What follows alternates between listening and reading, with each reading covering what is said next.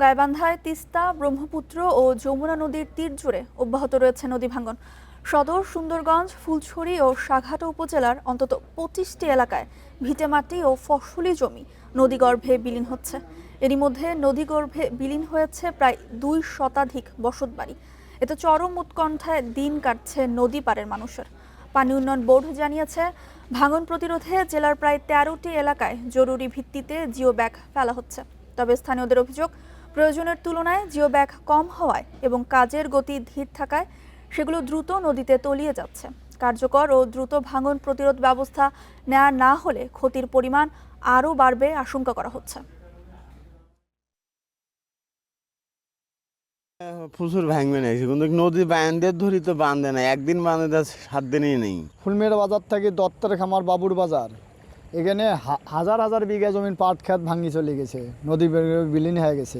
আমরা তো দুশ্চিন্তায় তো পড়ে গেছে, দুশ্চিন্তায় পড়লে আমাদের এখন বাড়ি ঘর দুয়ারে নেমন, এখন সয় সম্পত্তি যাচ্ছে, আমরা কি করি খাবো। নদী ভাঙন পরিস্থিতি নিয়ে আরও জানাতে গাইবান্ধা ও শেরপুর থেকে যুক্ত হচ্ছেন আমাদের সহকর্মীরা। শুরুতেই গাইবান্ধা থেকে যুক্ত হচ্ছেন সহকর্মী আবু সায়েম। 25টি এলাকায়, গাইবান্ধা প্রায় 25টি এলাকায় নদীগর্ভে বিলীন হচ্ছে এলাকা এবং বসত ভিটা। মানুষের ভোগান্তির চিত্র কেমন দেখছেন জানাবেন।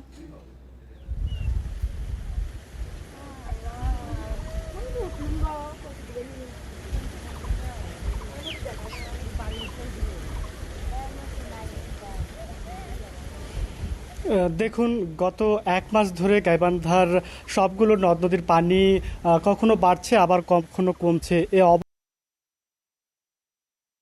এক মাসে 6 শতাধিক পরিবার কিন্তু এই ভাঙনের শিকার হয়েছেন। জেলা ত্রাণ ও পুনর্বাসন কর্মকর্তা তিনি আমাদের জানিয়েছেন যে 626টি পরিবার এই ভাঙনের শিকার হয়েছেন এবং তারা ইতিমধ্যে তাদের চিহ্নিত করেছেন।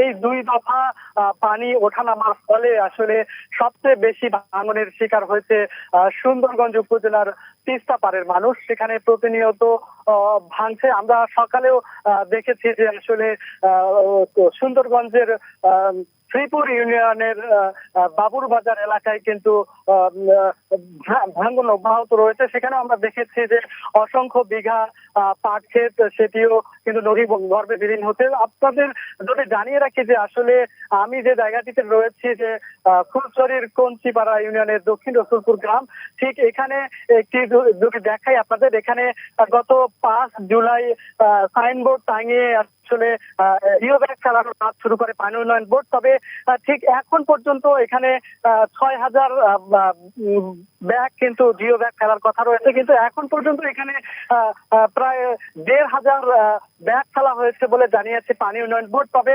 এখন পর্যন্ত এখানে কিন্তু ভাঙন ঠেকানো যায়নি। এর পার্শ্ববর্তী আরেকটি গ্রাম রয়েছে, সেই পূর্ব কচিপাড়া, সেখানেও কিন্তু ভাঙন অব্যাহত রয়েছে। সেখানেও অন্তত 1/2 শতাধিক বসত বাড়ি কিন্তু বিলীন হয়েছে এবং তারা পার্শ্ববর্তী বিভিন্ন জায়গায় অবস্থান নিয়েছেন এবং কিছু পরিবার এখনো এই নদী তীরবর্তী এলাকায় ঝুঁকি নিয়ে অবস্থান করছেন।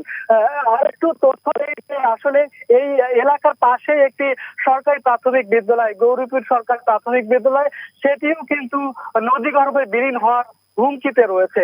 এখনই কার্যকর ব্যবস্থা না নিলে সেগুলো আসলে নদীগর্ভে বিলীন হওয়ার শঙ্কা করছেন তারা। তো সব মিলে আসলে জেলা প্রশাসন তারা জানিয়েছে যে তারাও এখন পর্যন্ত চিহ্নিত কাজ করছেন এবং পাশাপাশি বিচ্ছিন্নভাবে নদী ভাঙনের শিকার মানুষজনের পাশে নগদ অর্থ এবং শুকনো খাবার নিয়ে দাঁড়াচ্ছেন। গাইবান্ধার নদী ভাঙন পরিস্থিতি নিয়ে জানাচ্ছিলেন সহকর্মী আবু সায়েম।